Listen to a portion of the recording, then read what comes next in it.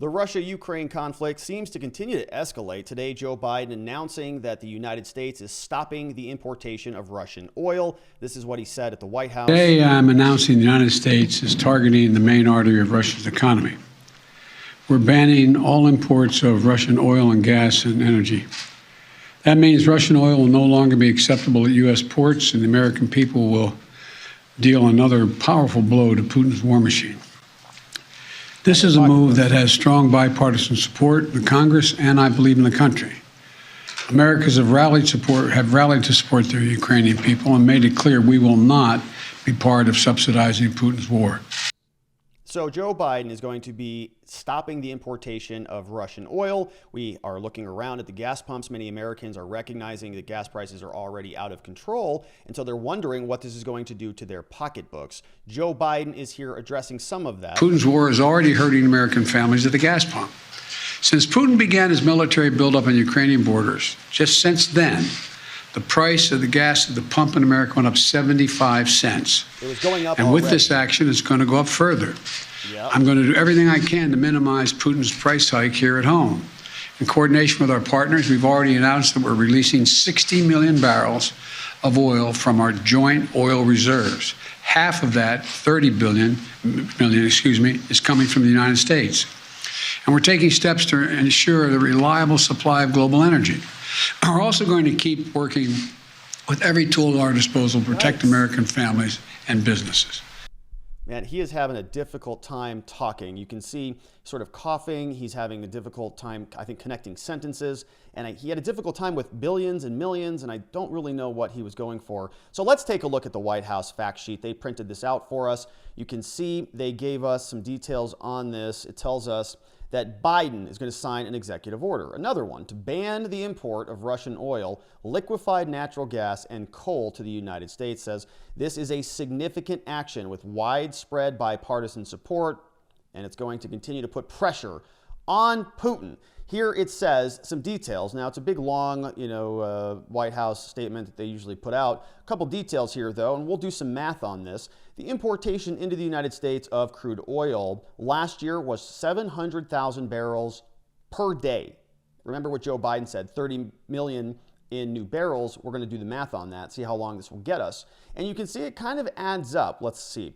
This is crude oil, refined petroleum, anything coming in from Russia, apparently now being turned away. If you're on your way over here, then the boat, turn around. No, the whole thing, turn it all around. No, nothing, turn it back. New U.S. investment in Russia energy sector will ensure that American companies and American investors are not underwriting Putin's effort, and Americans are also going to be prohibited from financing or enabling foreign companies. This continues on, and so this is where he's going to say, well, what are we going to do about this? Many people recognizing that gas prices are already through the roof, and if we're going to be limiting, another 700,000 barrels coming in a day, what does that do for everyday Americans and their gas prices at the pump? He's acknowledging that, and pay close attention to what they're doing here. Very convenient for them to start labeling everything as Putin's, right? Putin's brutal war, Putin's doing this. All of these consequences are now associated to Putin. It's not a COVID consequence. It's now a world war consequence. And somebody else is responsible for all of these problems. Inflation and disagreements and disunity, in other words, is all the responsibility of Putin, not Biden. Today, Biden made clear he's going to keep working with Americans and different people to mitigate the hurt that Americans are feeling at the pump. How are they going to do that, though? You heard Joe Biden bumble through whatever his plan was. He says that more than 90 million barrels of the Strategic Petroleum Reserve this fiscal year, which ends in September, between now and then, it sounds like 90 million barrels of oil. 30 million just announced this past week after intensive, very intensive for Joe, because sort of waking up is intensive for him. He is going around the clock to get member countries to release oil because they've been hoarding it.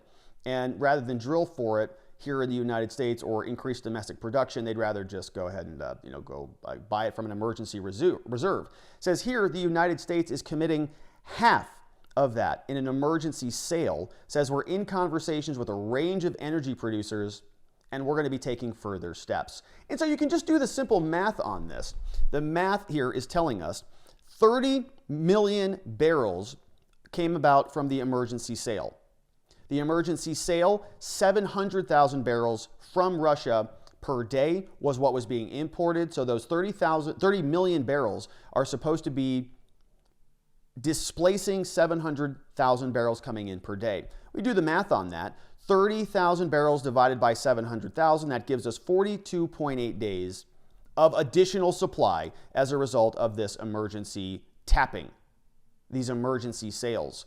Biden continues on, says U.S. oil and gas production is approaching record highs while thousands of drilling permits on federal lands go unused. So you see, they are not the people who are restricting any of this.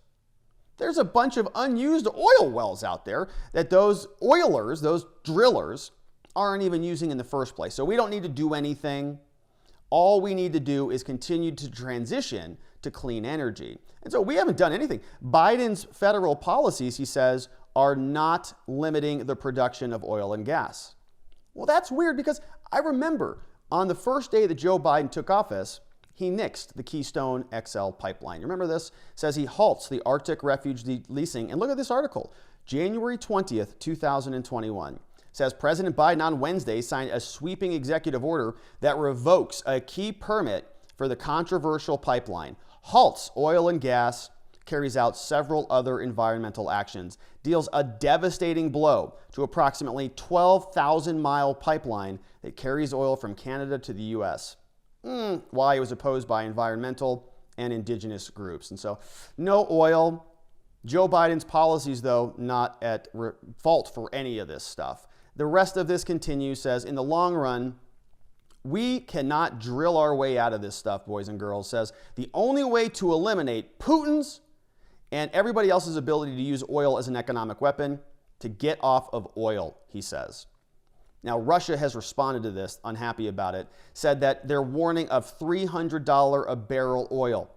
We're going to see more from their response after Joe Biden's announcement today, but they were threatening to cut off European gas. They say if the West starts to ban energy imports, there's going to be pretty serious consequences for this. You see, this guy is the Russian Deputy Prime Minister, Minister Novak. He said on Monday, he said, it's absolutely clear that a rejection of Russian oil would lead to catastrophic consequences for the global market.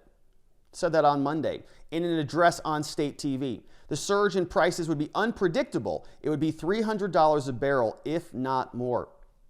His comments come from Russia's onslaught as it continues its invasion. Says it's absolutely clear that this is going to have major consequences for the global market. The surge in prices would be unpredictable, not out of the question to see $300 per barrel. Says we're also upset about Nord Stream 2. We have every right to take a matching decision and impose an embargo on pumping gas through you over to Nord Stream 1. Says so far we're not making that decision, but we might. So we've got Russia, who's now going to be responding in kind. We see that this escalation continues forward. I want to hear from you. What do you think about this? Is this the right move? A lot of people in America have been clamoring for this, but I'm not so sure that they realize what the consequences might be when they wake up and gas is, $10 a gallon. We'll see where it goes from here. I'd love to hear from you. So let me know what you think down in the comments below. Don't forget to give us a like before you get out of here and subscribe because I look forward to seeing you on the next one.